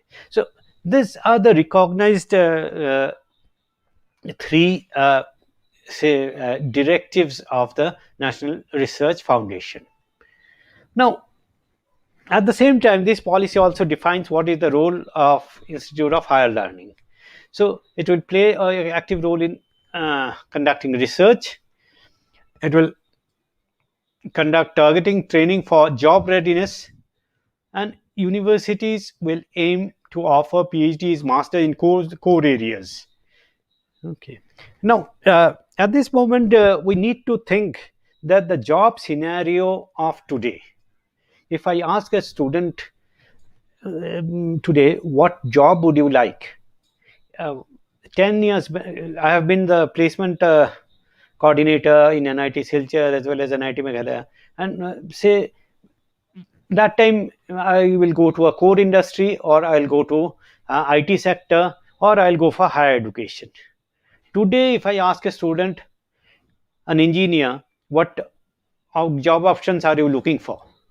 The student may say that maybe I'll become a YouTuber, maybe I'll be a games developer, maybe I'll become something like something who works with say artificial intelligence and things like that, and maybe I'll develop apps. So when you are doing that, your domain is different. Your domain of knowledge that you need, say in order to make a Google map, you need a very good idea about latitude, longitude, geography. At the same time, you must be a very good uh, you must at least have a good idea of programming, then how to do a real time simulation of things. So the skill sets are changing, and with this changing of skill set, you cannot be just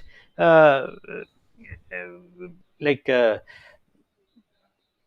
put into a small cage of being an electrical engineer or a computer engineer or a physicist or a chemist. Your bundle of skills, your bundle of uh, your whatever knowledge you have, that has to be much diverse. And okay, so this way we have some broader objectives of the policy. So I'll not go into that, and then let's go to how the technology will be implemented.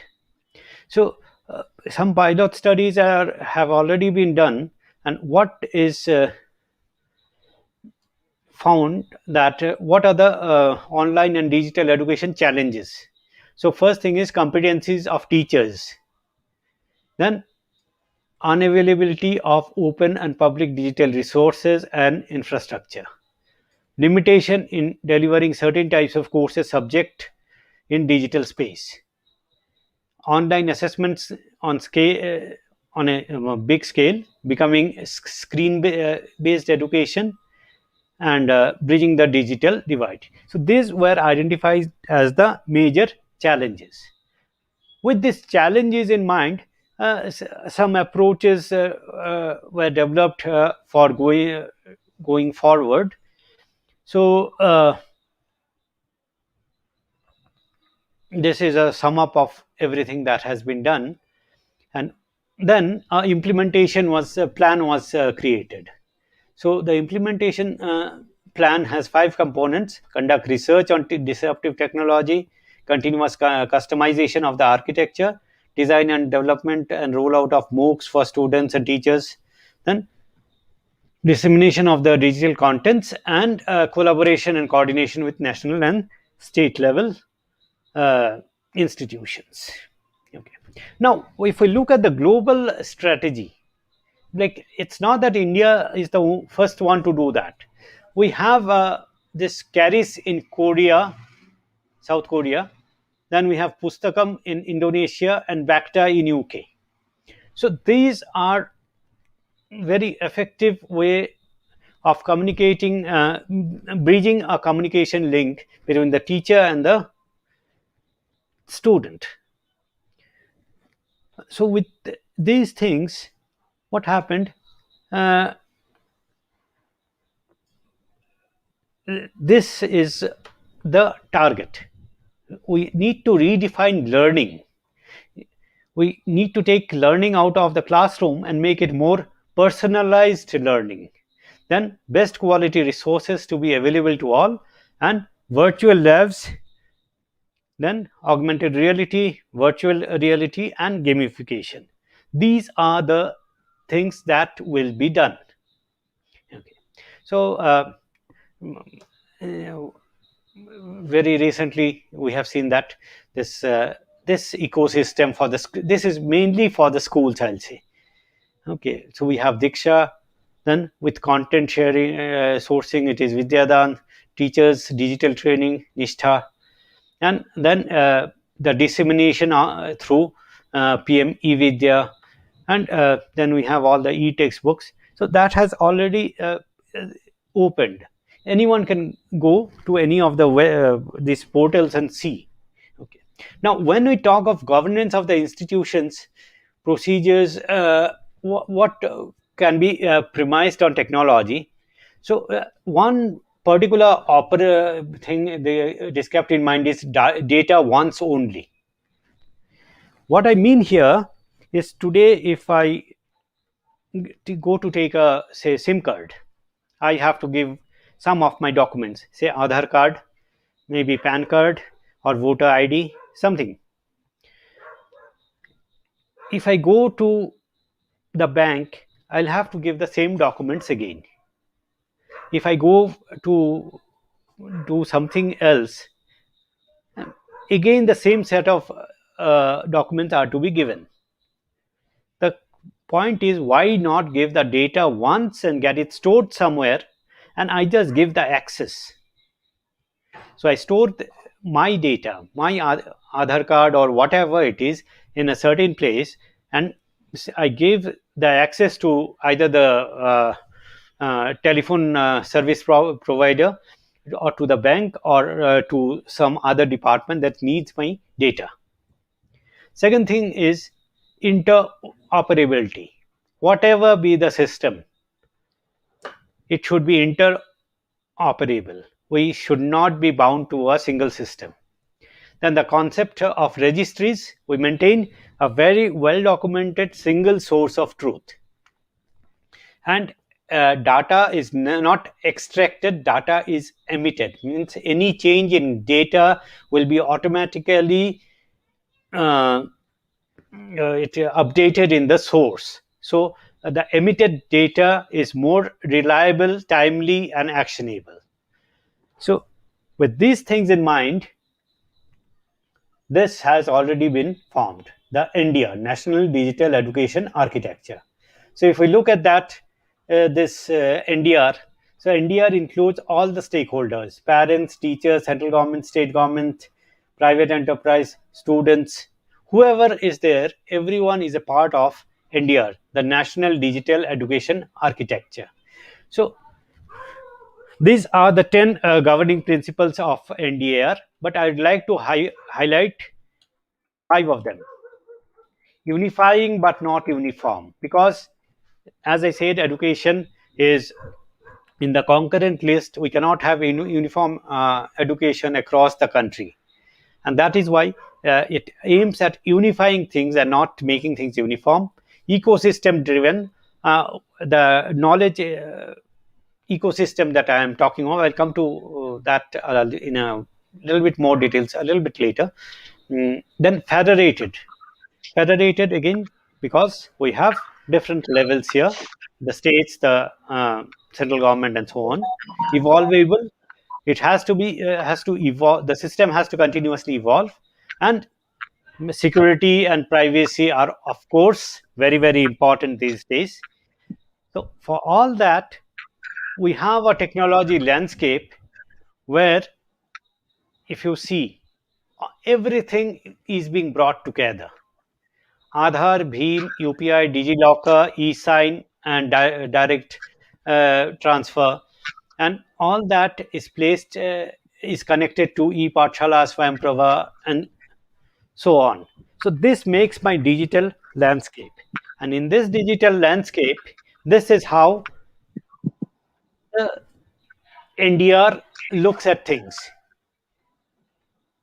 The student is at the center, who is connected to a teacher, the administrator, the parent, and the community members. Okay, so at the school level, apps will maintain the governance, the data, the infrastructure, the IDs and registries, everything. The school level connects to the state board or the state level, and the state then takes cognizance of certain things and it connects to the national level. And then the external systems that come here are the higher education, child development, health, social justice, tribal welfare, minorities welfare. All these departments are also streamlined to this NDR framework. Okay. And this is the ecosystem that I am talking of. We have all that in place already. We have the National Digital Library, which has in IIT Kharagpur, and we have the access. IIT Bombay has this 10 trained 10,000 teachers global initiative of academic networks. It is already there. We get the best of brains in the entire world to participate in courses and teach. Then we have Swayam, which is the online education. We have FOSSI, which is free and open source softwares. So we don't need to purchase things. More or less everything, free versions of everything are available. Diksha, I have already talked about it. Elysis is Edu Solutions. Yantra, it's with robotics kind of things. Virtual labs, please visit this website, all those who are related to science subjects. Wonderful experiments in whatever subject you teach are available. You just go and you do the virtual experiments. And then we have the Philo. Okay. So Philo is another app where a student can just write down a question and take a picture, and the question will reach to an expert and the answer will be fed back to the student. At the same time, the answer is stored somewhere for future reference of other students. Now, how the academic bank of credits will work, the framework will be the DigiLocker. So DigiLocker, if we see today, this is their homepage, and you see CBSE 2021 class 10 and 12 results are available now. CBSE automatically has uploaded all the results there. So if you have access, you don't need to wait and go to your school, or you need to go somewhere to download your mark sheet. All certificates are available here. So if someone needs to verify things, the verification also can be done from here. And this will be the framework for the academic bank of credits, ABC. Okay, and if we look at it, 35 crore authentic digital education awards are available in the DigiLocker NAD, National Academic Depository. But if we look at overall thing, 430 crore documents are already present in DigiLocker. Okay, you can just visit the website and check these things. The next thing, Swayam, we know that we have a lot of classes, instructions, and we can do the courses and get ourselves certified too. Then National Testing Agency, it has been conducting exams, and it does it very professionally. Even in a proctored, remotely proctored environment, it is available. Yeah, Philo, as I was talking about, it's a startup by two alumni of IITs, one from Kharagpur and one from Delhi. And this is, you can just visit and see. This is a very beautiful app where students really get answers to most of the questions they have. Okay.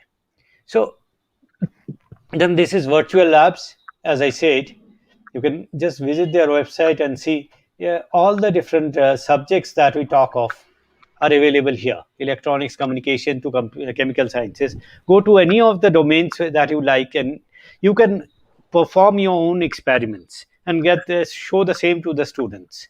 Yes, of course, there's a real difference, which I always say, that if it's since I'm teaching in a technical institution, and I say that you can show a student 1,000 videos on welding, but until and unless the student has done welding hands-on, he doesn't know anything.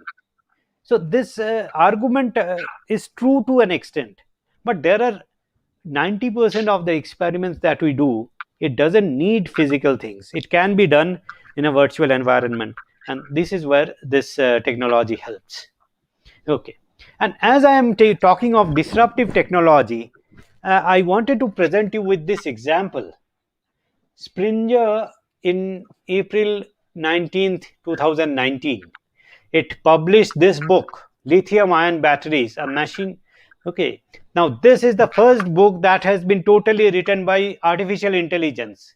This book does not have a author, and if you look here, till yesterday night, 410K downloads. People are reading it, and I have seen reviews. It's a wonderful book. So it's the technology is really disruptive.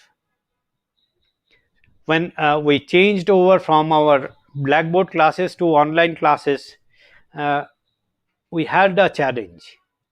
The challenge was in my classroom, no one was observing me. My lecture was given only to the students. When I'm giving it online, there's a chance that things may just go viral over Facebook, internet, WhatsApp, anything. So if I make any mistake, I am destroyed. But when this kind of a disruptive technology comes in, then we better be careful, because it's not replacing us, it is just challenging us. We have to be much better than this, otherwise we won't be there. So this is all about the technology driven ecosystem I wanted to talk about. So now I would like again to bring this argument. What does Karimganj College want to be in the next 15 years? Or anyone who belongs to any other college who's listening to this telecast. What is the future? You have to decide. The policy has given some options. You cannot be the same from now on. Your tomorrow starts today. So with that message, I would like to convey, end my talk. And if there are any questions, of course, I'd like to take it. So I'd like to thank everyone, especially the principal of Karimganj College, Dr. Ravanu Chakraborty, for inviting me here, Dr. Sujit Tewari, and Dr. Das, and everyone who is involved here and listening to me. And my special thanks to Professor Shivaprakash, who has been, we have a very close association, and he has guided me in many occasions. Thank you very much. So, Thank you so much, sir, for such a wonderful speech, and which has put before us all the aspects, starting from our KG students, the kids at home, what sort of problems they are facing, and we as parents are facing at our homes, to the issues in our colleges, technical issues, upcoming technologies, and whatnot that has not been touched here. So I thank you from the core of my heart on behalf of Karimganj College. I thank you, sir, for delivering such a wonderful talk. We are really grateful to you for taking your time and delivering this wonderful talk in front of us. Now, as per our schedule, we have some questions, and already some questions have been put by our participants. And I would like to put these questions in front of our eminent resource persons. Some of the questions I think I'll be able to put before you. Uh, Dr. Raghunandan Das from Government College Tripura, Dharmanagar, he has asked one question. Sir, in true sense, can we implement NEP effectively to achieve the global standards where student-teacher ratio is 300:1 in many more? This is a question, sir. It has been asked by Dr. Raghunandan Das. So I want at first Professor Shivaprakash sir Yeah. to Okay. answer this question. Okay. Sir, please. Thank you. Wonderful question. That's yeah. Why 1:13? 1:infinity. See, the problem is the class size.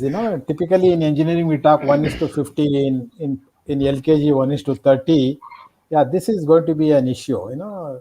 Managements would like to take one teacher for 300 students. So no interaction, no learning, nothing. It's just become a passive. It is not an active.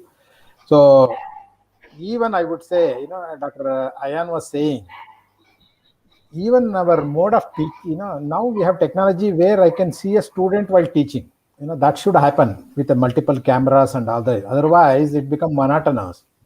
I was reading about a week ago, the retention of any online class for a student is about maximum 20 minutes.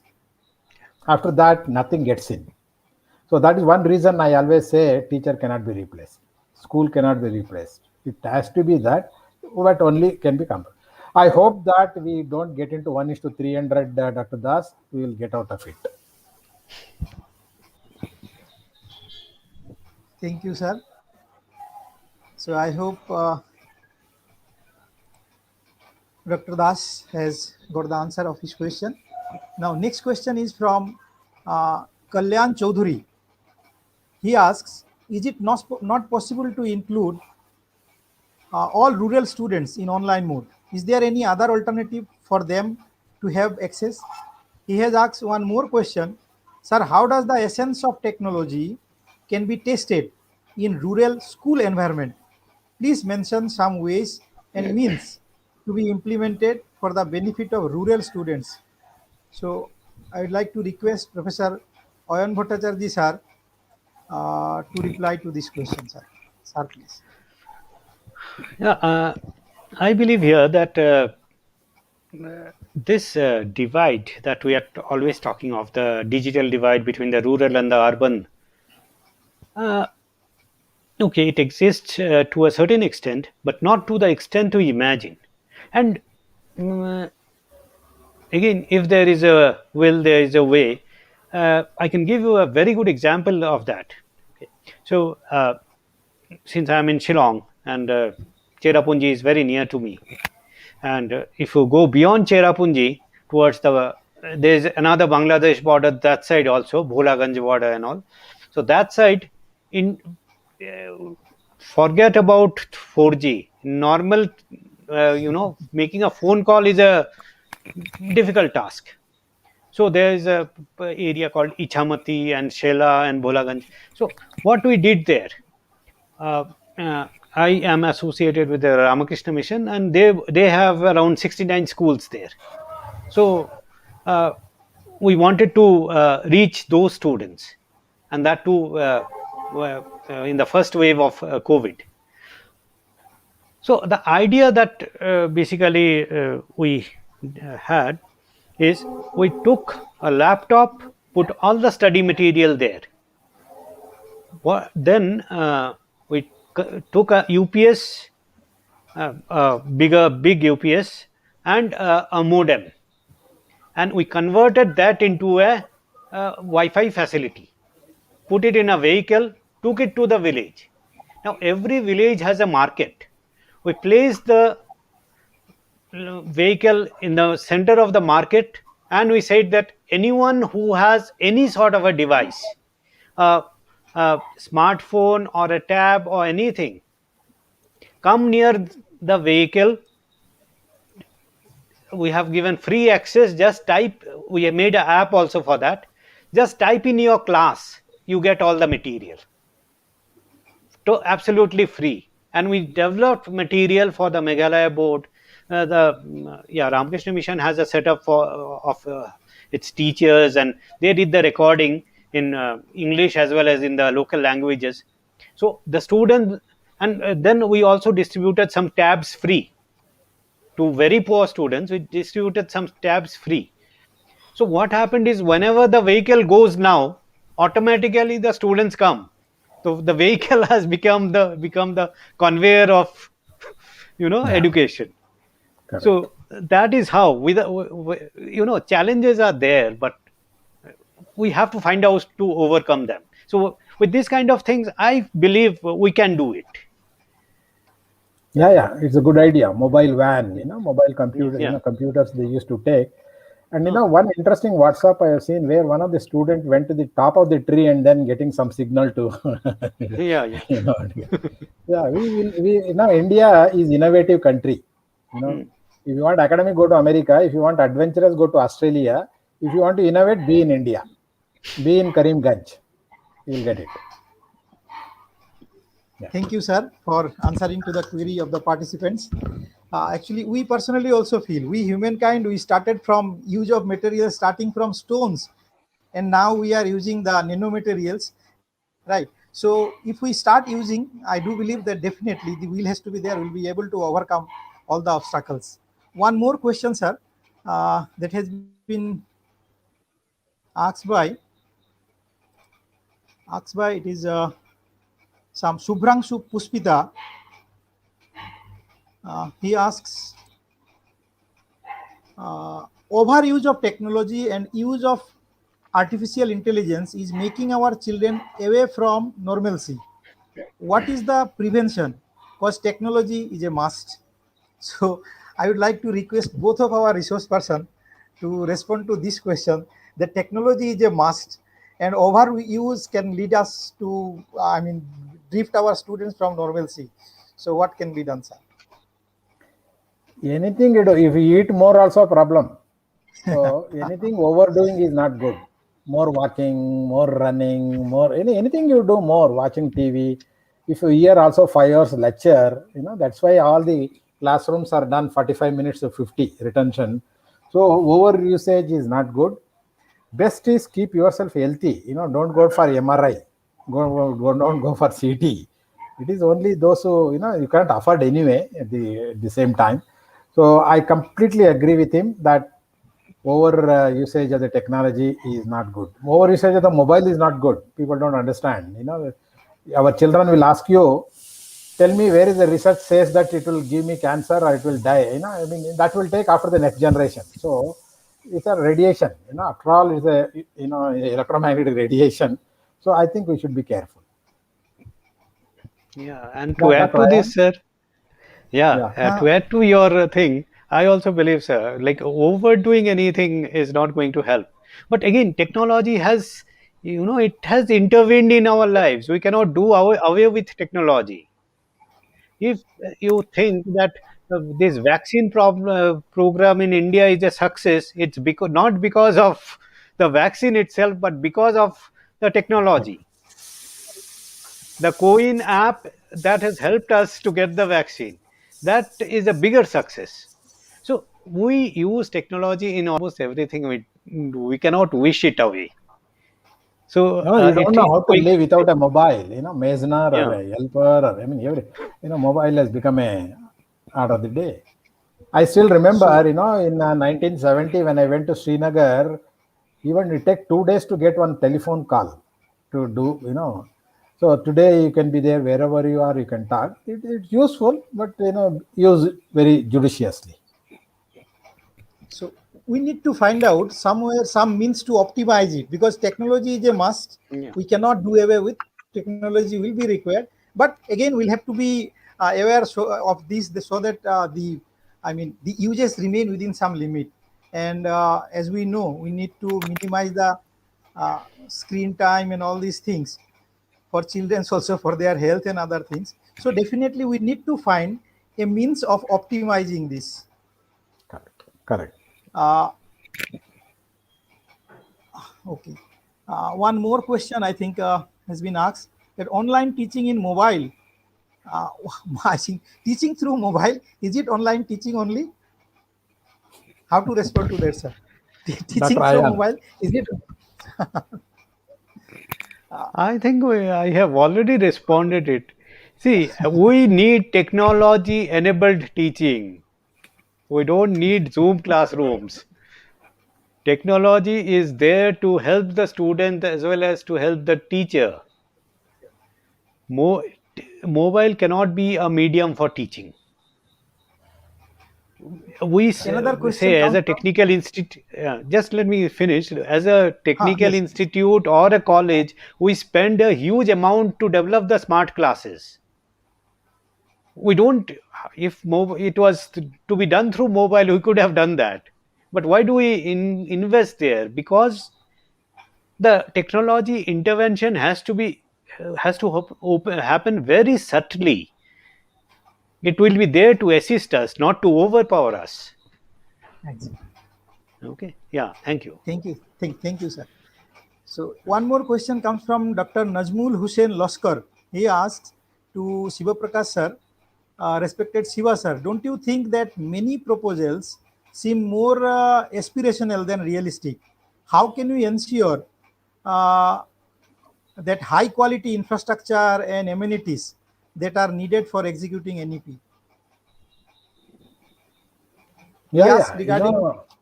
yeah. Mm. Yes, sir. Yeah, you see, if you want today anyway, the topic is use of technology. I mean, we have to use. You have said rightly, optimize. I mean, optimization is important. See, for NEP implementation, I will give you. It's almost impossible in 20 years to do it.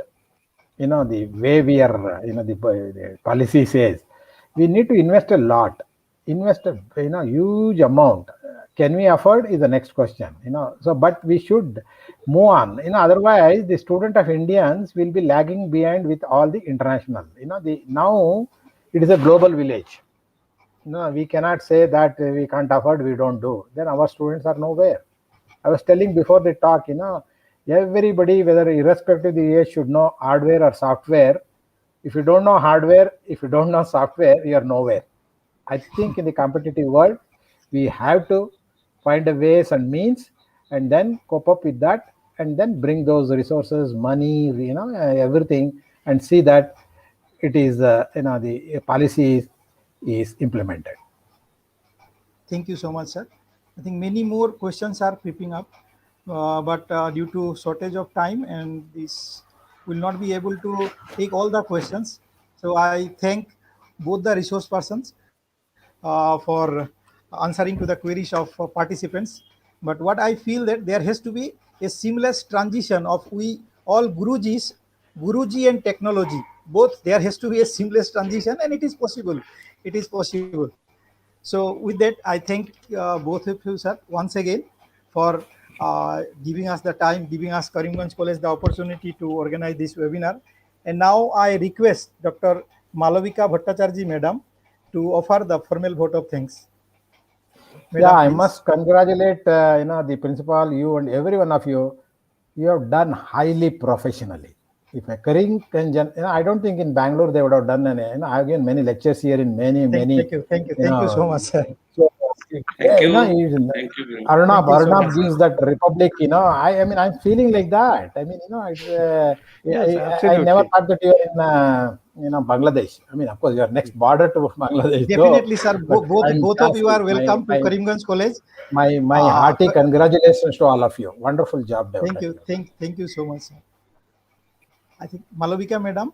Okay. Am I audible?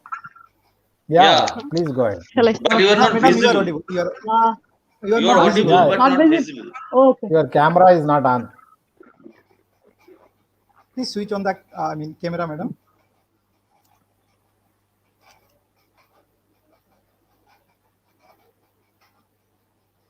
Yeah, Madam, while talking, you can do that. Yeah, please.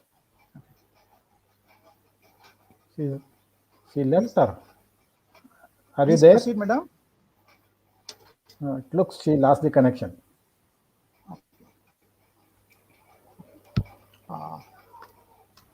So I think there may be some technical issues. Yeah. Speakers So- of today's webinar. Okay. Am I audible now? Okay, madam. Yeah. Please go ahead. You are audible. Kindly proceed. And first of all, I would like to thank our principal, sir, for allowing us to arrange this webinar series on various aspects of NEP 2020. Today is the second day in the series. Thank you, sir, for encouraging us. I would like to express my sincere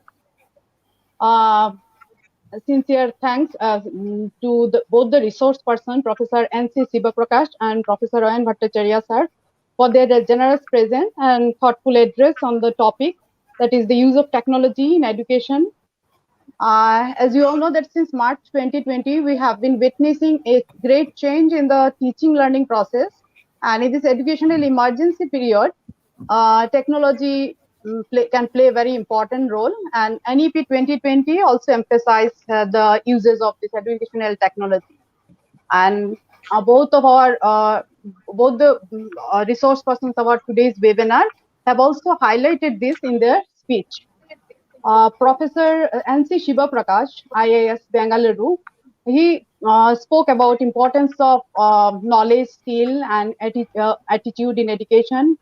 He also talked about objectives of NEP 2020, challenges of affiliated colleges, need and importance of smart learning system, artificial intelligence, etc. He also touched and explained many other important points of NEP 2020. Thank you, sir, for enlightening us on this topic.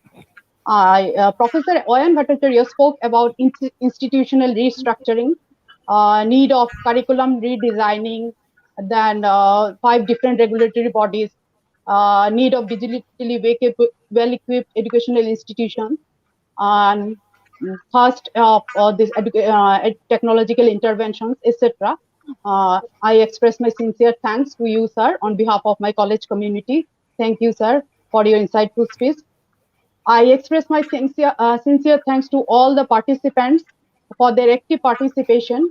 I would also like to thank organizing secretary of today's webinar and Dr. Sujit Tewari, IQAC coordinator, Karimganj College, Sri Krishnapada Das, and other members of the organizing committee for their teamwork. Lastly, I would like to thank all the people who were directly, indirectly helped us to make this webinar successful. Thank you once again. Namaskar. Thank you, madam. We are the hosts, and we must have to thank Dr. Sujit Bhattacharjee, the technical man behind all this. All the participants, Thank you, Sujit. all the members of yes, sir. Finally, Sujit, finally Yes, sir, allow sir, me sir. to, you allow me to take the opportunity to extend my sincere thanks to both the resource persons. And the deliberation that they have placed before us is excellent, and both of them have, because of their deliberation, we've been able to be enriched. And actually, the use of technology in education, that has become a must, that we have understood. We have already understood from the national education policy, although, but their emphasis on use of education has really is I should say that it's a call to all the community associated with the teaching profession. We should get ready for using technology in education. Thank you very much, both the resource persons. Thank you so And much, sir. also, Just I would like to. and also I Yes. extend my sincere thanks to you people, Yes, sir. organizing secretary, coordinator, and the technical person, our colleague, another colleague, Junior Mr. Sujit Bhattacharjee. Bhattacharjee. Yeah, and Sir. finally Malavika also. Thank you. Yes, yes.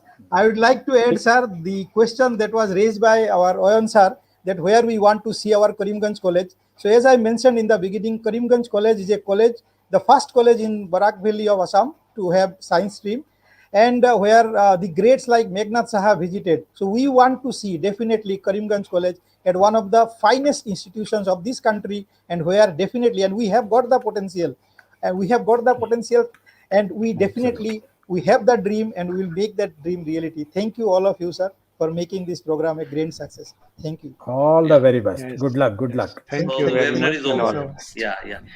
Thank you. Thank you. So that we conclude. Thank you.